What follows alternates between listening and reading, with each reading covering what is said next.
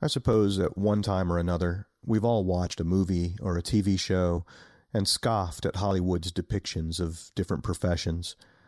It doesn't matter whether you're a surgeon or a cab driver or a cowgirl, Hollywood too often turns professionals into caricatures.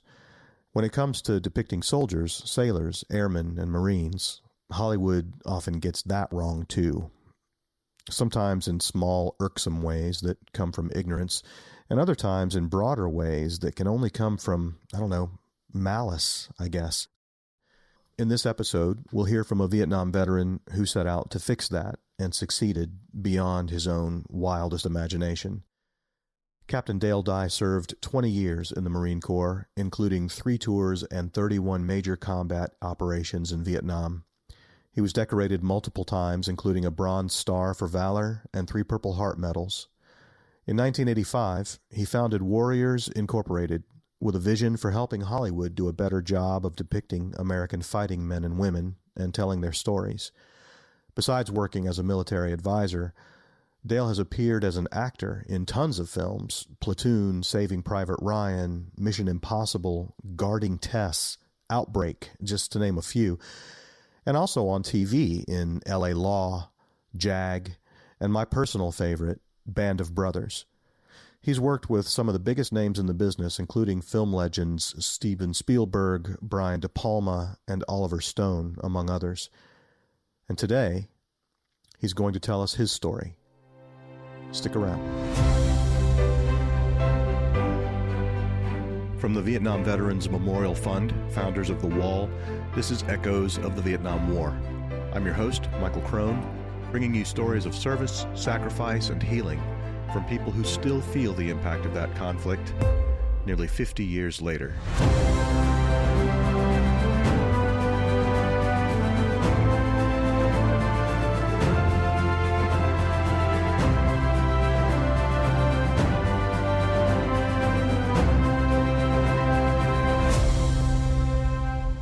This is episode 33, Vietnam Goes to Hollywood.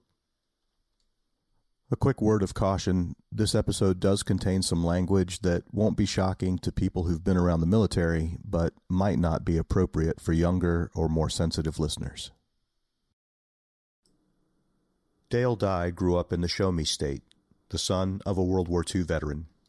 I grew up, sitting around the bar rooms with my dad, listening to the World War II veterans tell stories. And I think I just fell in love with what I considered at the time the romance and adventure of military service. Dale attended the Missouri Military Academy and dreamed of Annapolis. Unfortunately, he says, he played a little too much football and baseball in high school and chased a few too many girls. He excelled at language arts, but he couldn't meet the Naval Academy's expectations in science and math. His family didn't have the money to send him to college, and so after high school, he wasn't sure what to do next. Toward Christmas in 1963, I was kind of lost and dejected on the streets of Cape Girardeau, Missouri. And I happened to be sitting on the curb with sleet blowing and all. It's a miserable night, miserable guy. And I looked up, and here's this A sign.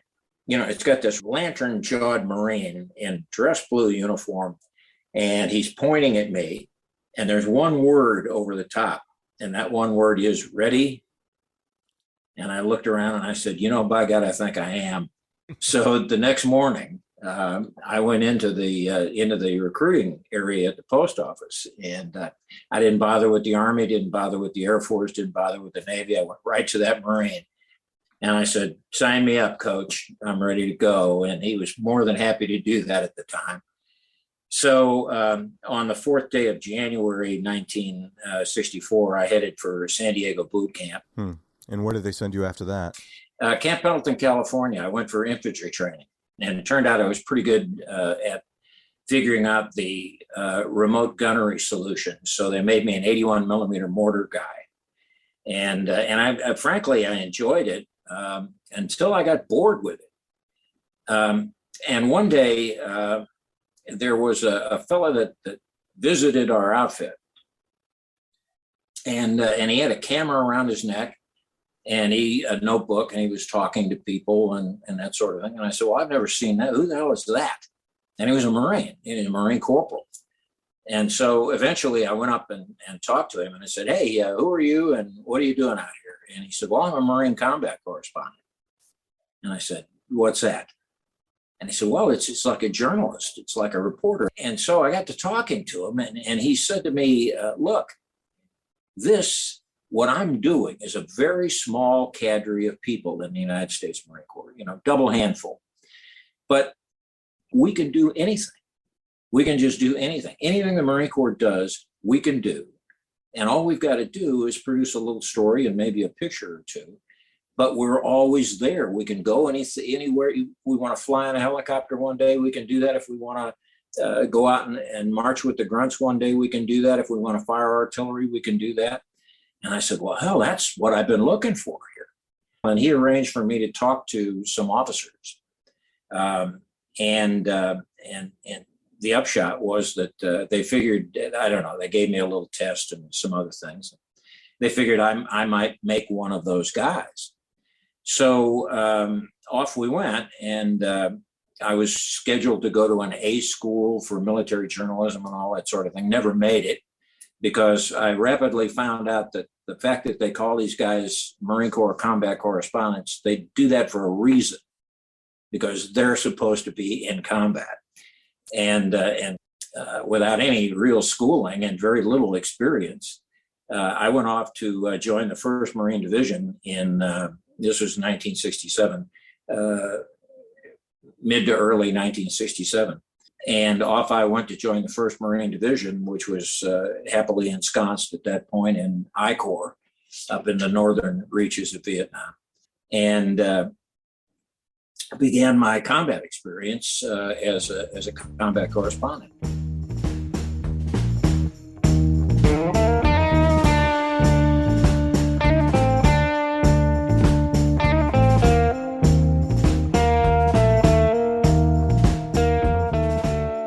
It was a unique look at combat, especially infantry combat.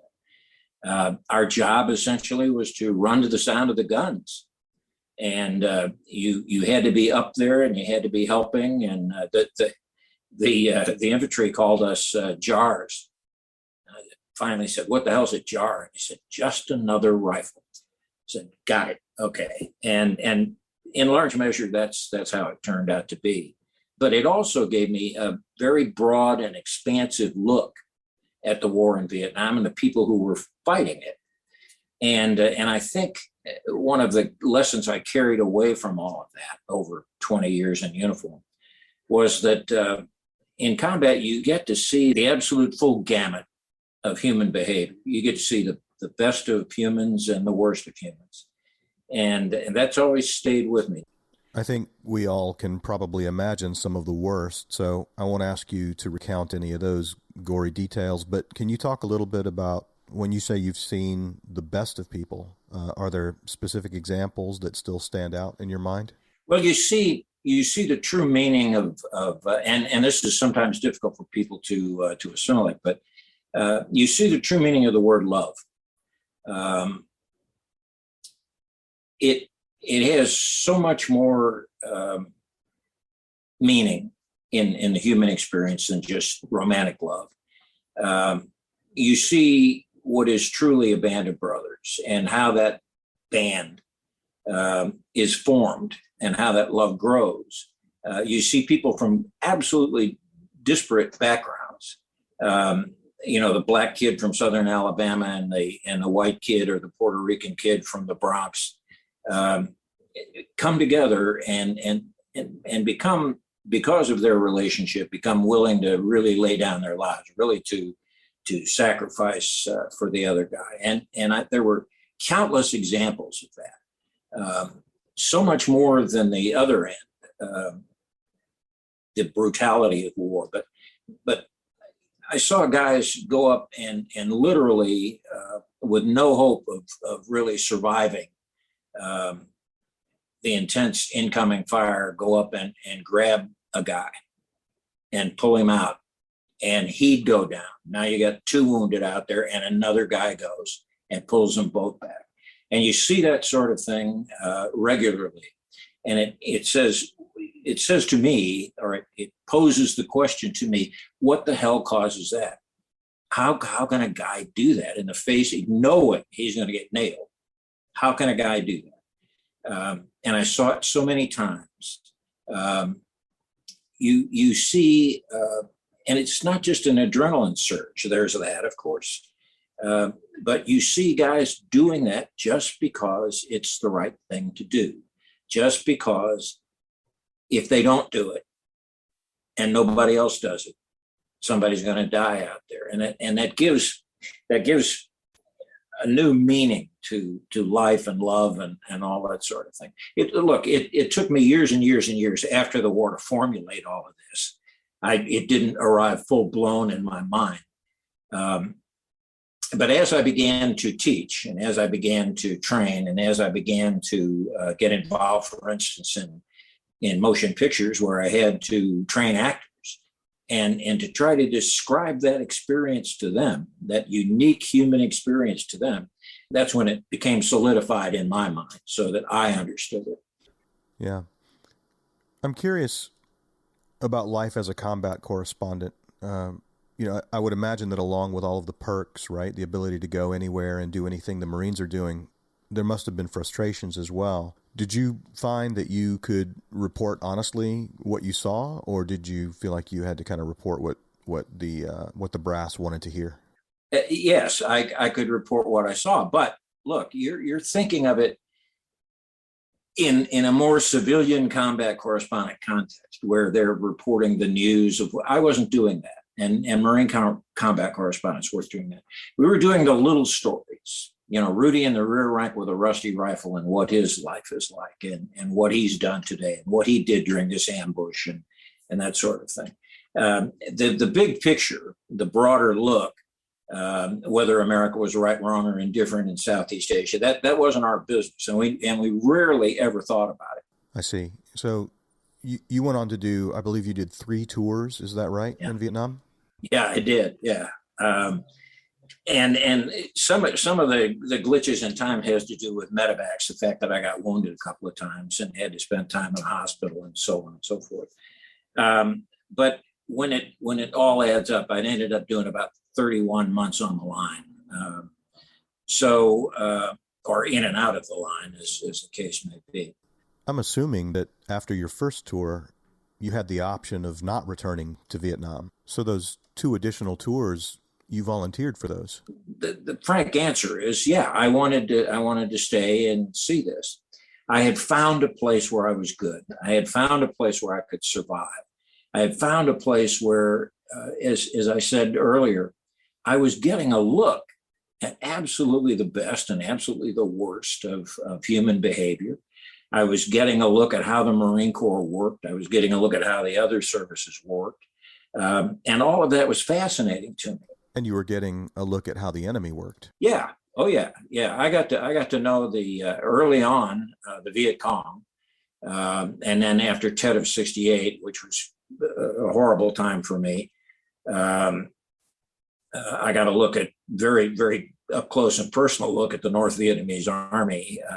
And they were fascinating, what I could discern about them.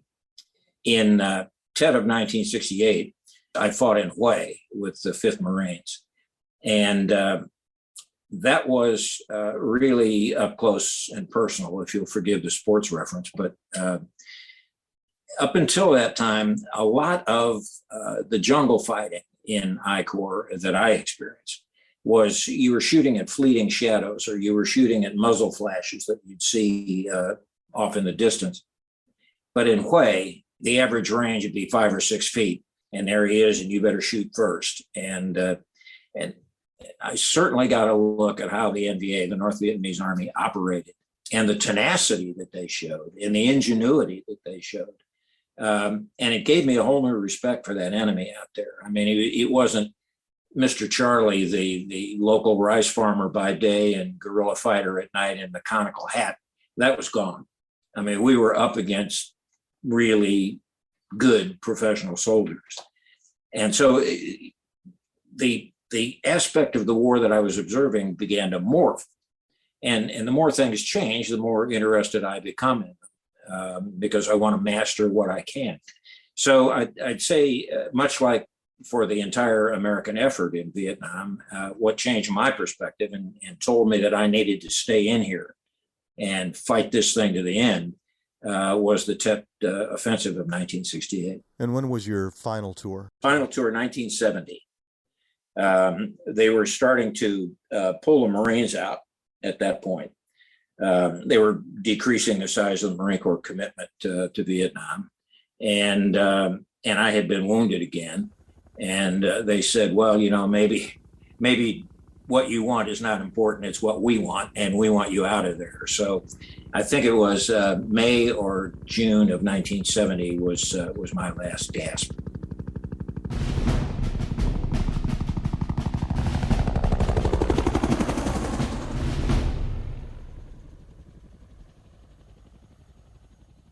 When I left, I was a bit disillusioned. I was not at all disillusioned with the performance of the American soldier on the ground.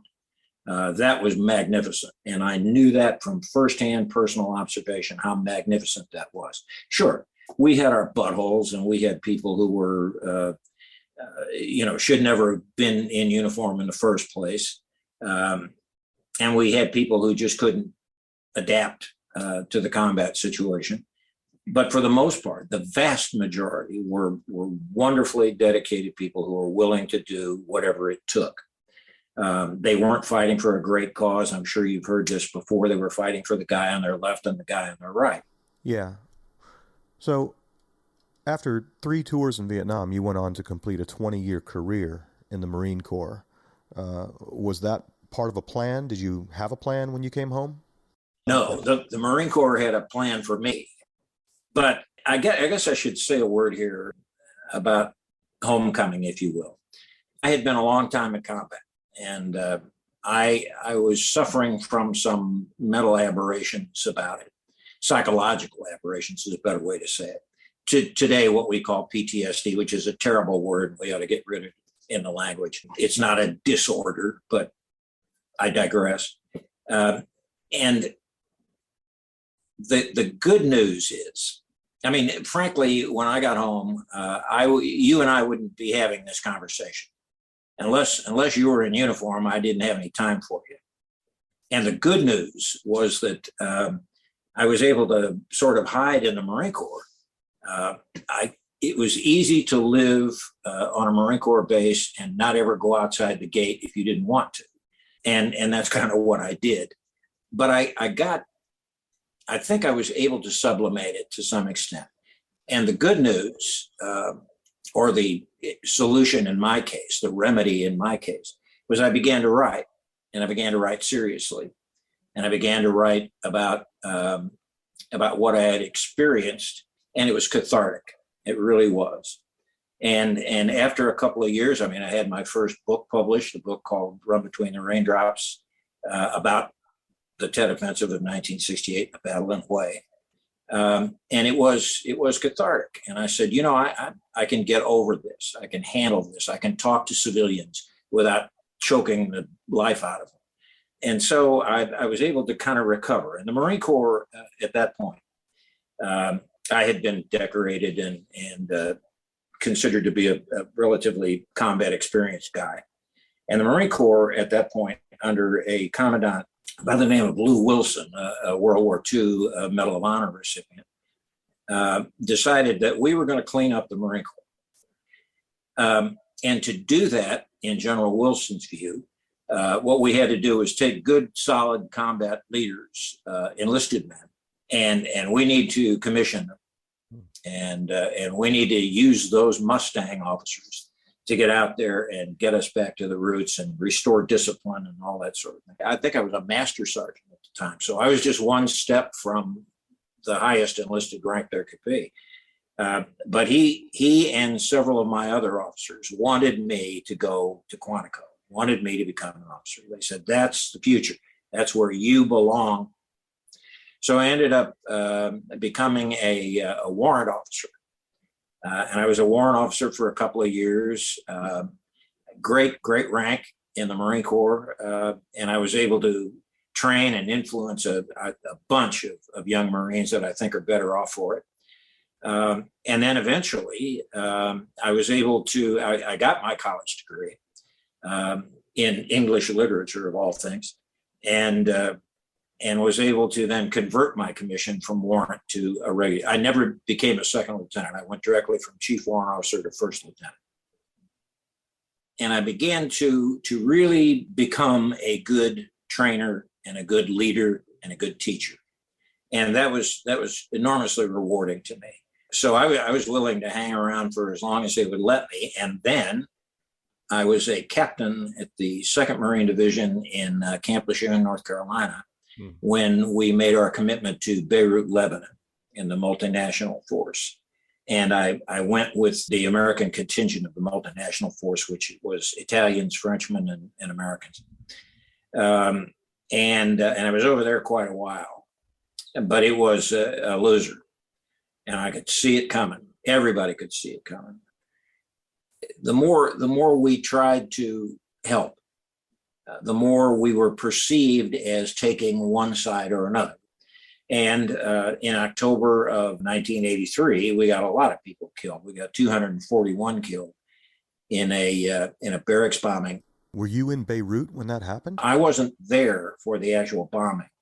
I had rotated home a couple of months earlier, but I knew all those guys in the battalion landing team headquarters, and a lot of them were very close friends. And the truth of the matter is, it sort of broke my warrior's heart. I know there are no words that can express our sorrow and grief over the loss of those splendid young men.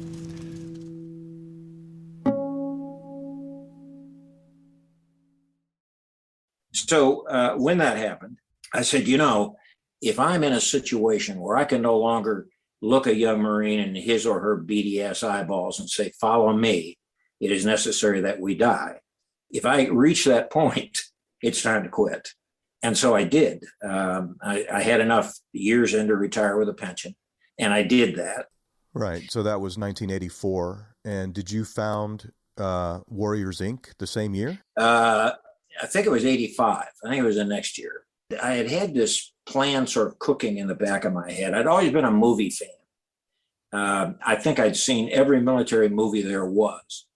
And in large measure, the common denominator was most of them pissed me off because they just, like a lot of veterans, it wasn't, they just weren't reflective of the life we lived and who we were and how we treated each other and that sort of thing. And I would watch the credits, and eventually I'd see somewhere buried in the credits would be, Colonel Freddie Umpty-Frats, U.S. Army retired military technical advisor.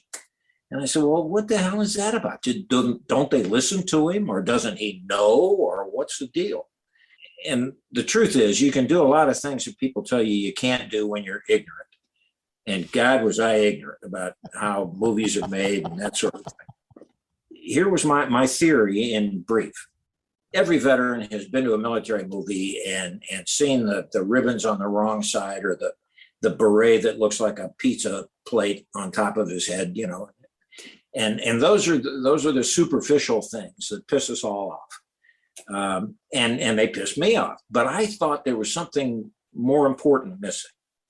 I thought there was a lack of understanding, or a shallowness of understanding on the part of the actors I was seeing portraying us. In my view, they didn't get us. They didn't know who we were, how we thought, how we responded to each other, how we contacted with each other. All of that dark humor that we use to buoy our spirits in bad situations. Didn't understand any of that. Somebody needs to train those people. And you know what? I'm terrific at training. So, and I have the experience and the background to go with it. So what I'll do is I'll form an outfit here, and I'll call it Warriors Incorporated. And I'll go out there and I'll try to sell my services to the motion picture industry.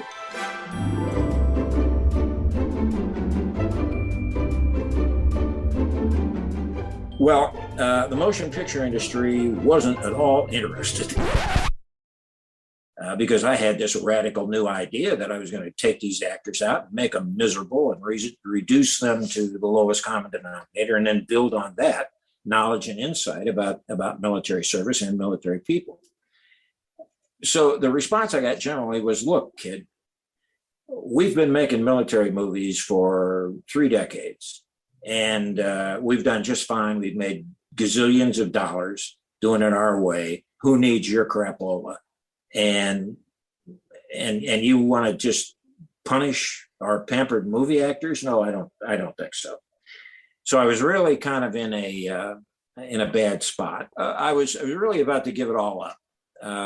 It just didn't seem to, my dream or my wild ass vision, if you will, just wasn't meeting with much reception in the established Hollywood.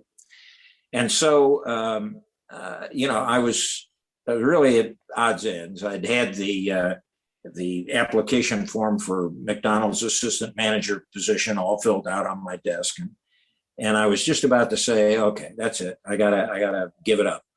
And I was paging through Daily Variety. And I saw this little notice in a column written by a guy named Army Archard. I think he's dead now, but he was a Hollywood sort of gossip reporter and that sort of thing. And it said that a heretofore relatively unknown writer-director by the name of Oliver Stone was going to do a Vietnam War picture based on his own experience as a combat infantryman in Vietnam. And I said, Christ, if I can get to this guy, if anybody's going to understand what I want to do, he will understand what I want to do.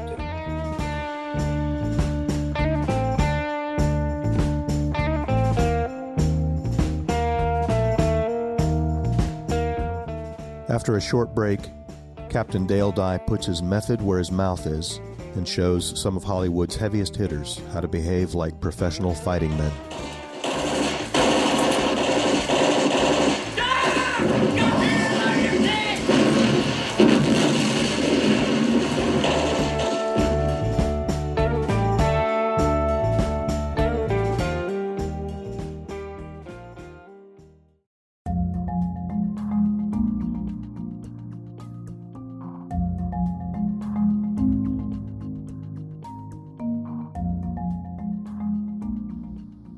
This year, we're celebrating the 40th anniversary of the Vietnam Veterans Memorial. And to commemorate this milestone, every day at 3 p.m. Eastern, we read the name of every wall honoree who died on that date.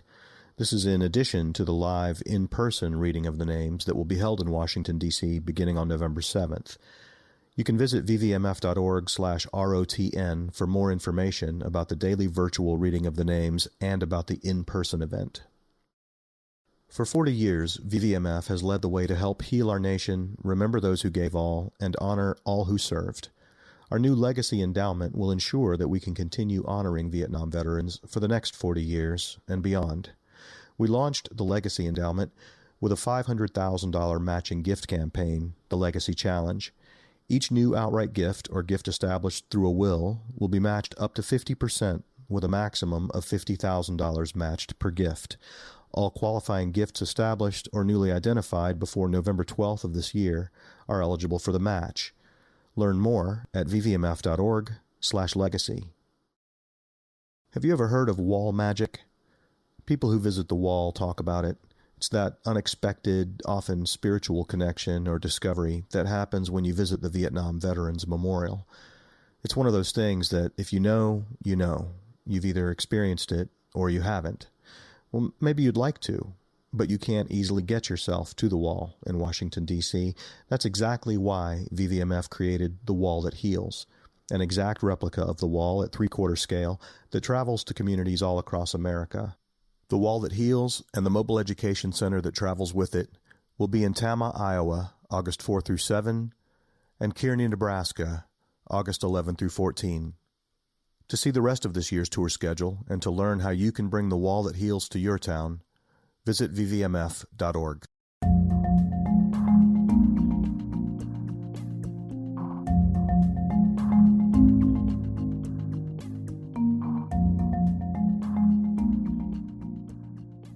When we left Captain Dale Dye, he was just about to give up on his vision of helping Hollywood filmmakers depict American service members more authentically and more completely.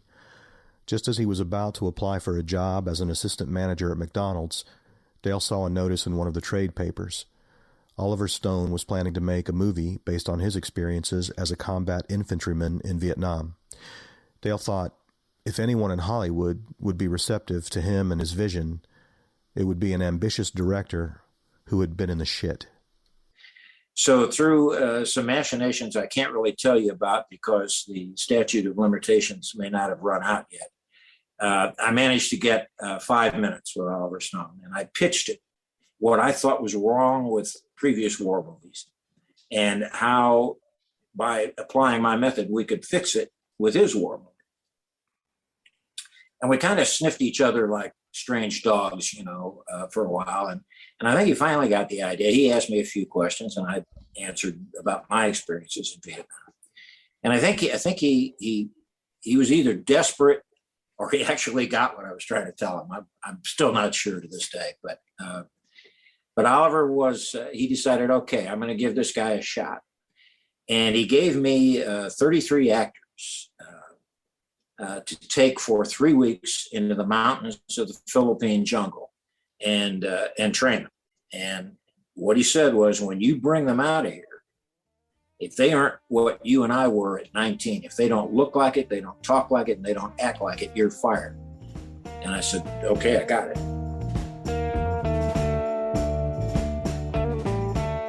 So off I went, doing it my way for the first time.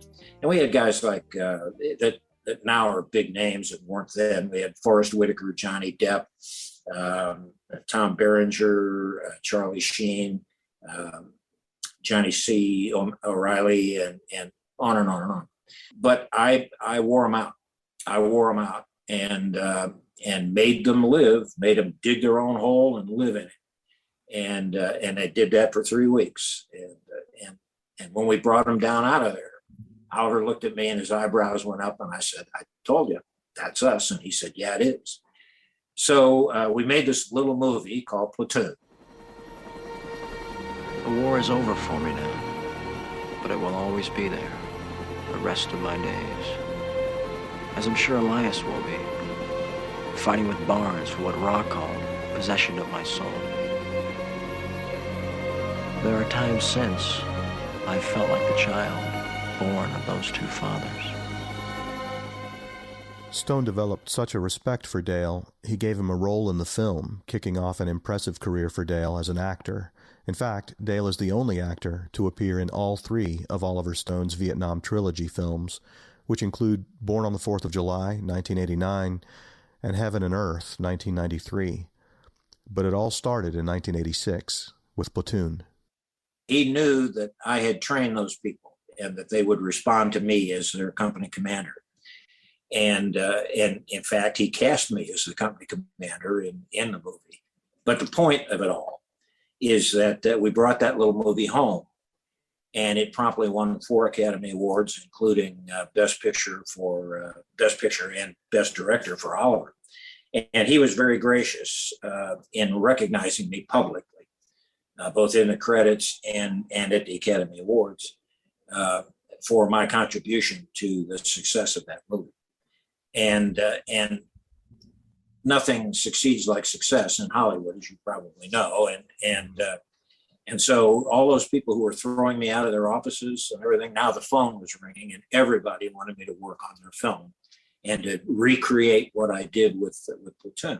And that was the beginning of the Warriors Incorporated legacy, if you will. Yeah, that's not a bad start, I guess. You know, your first gig in Hollywood wins 4 Oscars. How many films did you go on to do with Warriors Inc.? If you include miniseries and television programs, feature films, and if you include my work both behind camera and in front of camera, it turns out to be about 51. I think that was the last count, 51 or 52. I know that you went to California with sort of a vision in mind, but even you must have been surprised at the scale of your success. I was surprised after Platoon what I perceived was, even if this does well, maybe it's a one-off. Maybe I'm dreaming too big here. I'm getting above my raisins.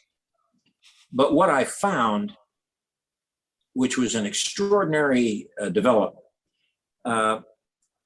when Platoon became so popular nationwide, worldwide, I began to get invitations, along with Oliver and some of the cast members, to appear on things like Good Morning America and the Oprah Winfrey Show. And the audience for those, interestingly, was veterans, Vietnam veterans, guys who had kept their entire experience in Vietnam in the closet, if you will, who wouldn't talk about it, didn't want to talk about it because nobody could understand, and so on and so forth. And suddenly we do this film that admittedly is not the end all and be all of everybody's Vietnam experience. I mean, ask any veteran. It depends on where you were, what year you were there, what service you were in. If you have a guy who was there in 65 and a guy who was there in 69, an Air Force guy talking to a Marine, it seems like two different wars from their experience. But what I found was that there was enough commonality that I can take my wife, my parents, and say, look, I didn't really want to talk about Vietnam. It's nobody understands. But if you watch this, maybe you'll get a little look of what that war was and what it did to us. And so I observed that. And I said, well, maybe I have helped do something here that is larger than just a piece of entertainment. Maybe this is something that our veteran community needed at that time. And I think that's right. I think we brought out something that America's Vietnam veterans could point to and say, look, it may not be my story. There may be some stuff in there I don't agree with, but there's enough detail, nuance, and atmosphere and psychology about the relationship between individual soldiers. There's enough of that in there that you can understand something of why this was such a seminal experience for me in Vietnam. But it occurred to me that I may have a tiger by the tail here. And if I do it right, if I continue a dedication to getting it right, if I continue a dedication to teaching and monitoring performances that will connect with audiences, veteran audiences and non-veteran audiences, then maybe I can have a big influence. And look, I was smart enough to know that the popular media is a huge influencer. And so if I were to work in that medium, maybe I could make a difference. And then I began to expand. I began to get opportunities to work on video games. I began to get opportunities to work on music videos, all military related in some fashion or another. I began to do talk radio in Los Angeles. And more and more, I expanded the whole Warriors concept and sort of honed the mission.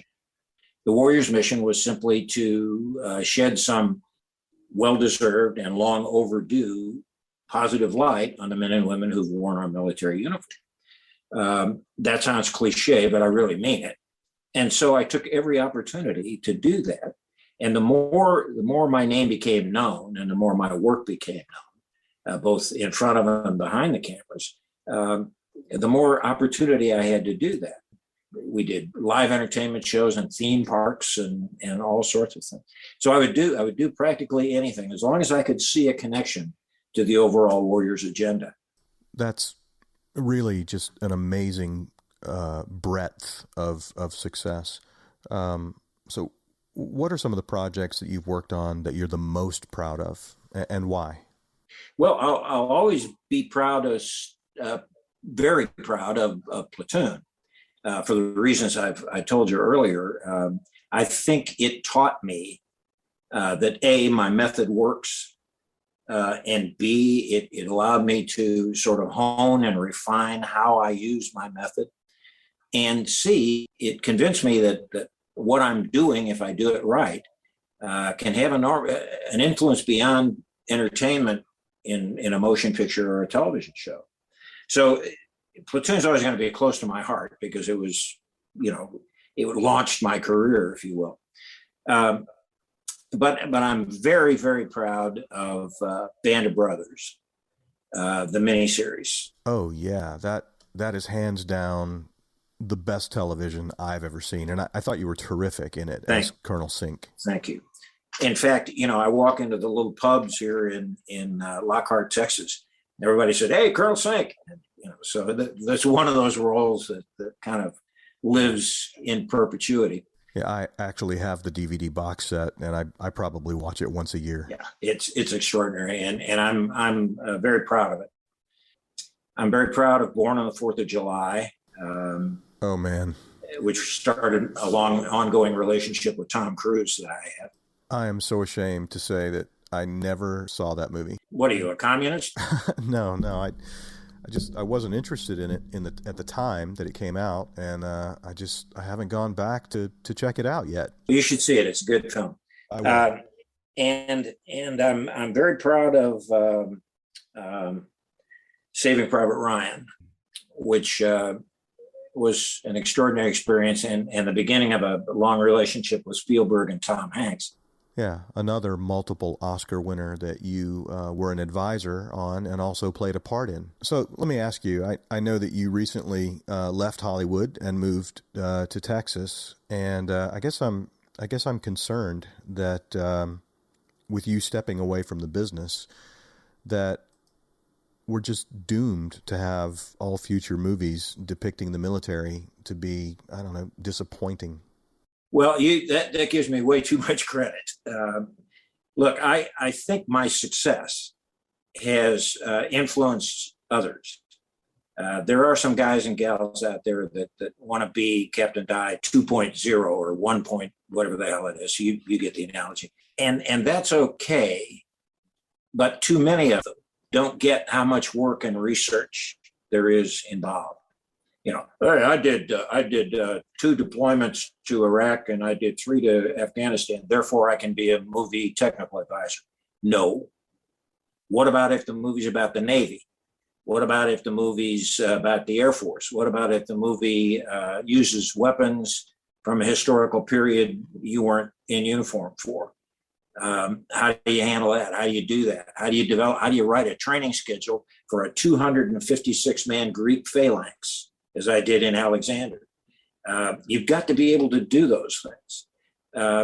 And most of the young men and women who say they want to do what I do don't get it, and they sometimes they'll get one movie and they'll do a great job and then nothing, because they don't know that, you get to expand your horizons, broaden your field and your field of expertise.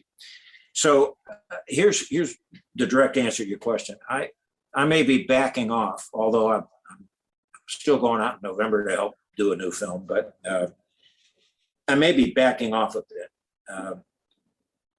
But I think there are people in the wings, if you will, who have observed enough of what I've done and heard enough about what I've done and the way I do it, that they can step up and develop their own methodology. As long as the means support the same end, you won't be left out in the cold for military movies. And more importantly, the mission will continue of giving audiences an insight into who we are, what we are, and why we are.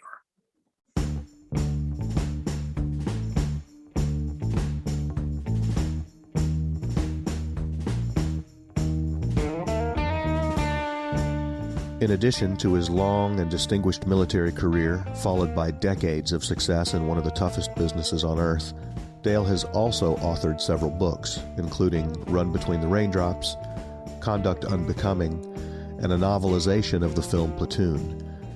His latest book is Korean Odyssey, a novel of a Marine rifle company in the Forgotten War. We sure are grateful to Dale for sharing his story with us. And we're grateful to you, too, for supporting the official podcast from the founders of The Wall in Washington, D.C. If you'd like to give us a little extra boost, tell a friend or two to check us out, or better yet, leave us a rating or a review wherever you get your podcasts. That's the most powerful way to help new listeners find us.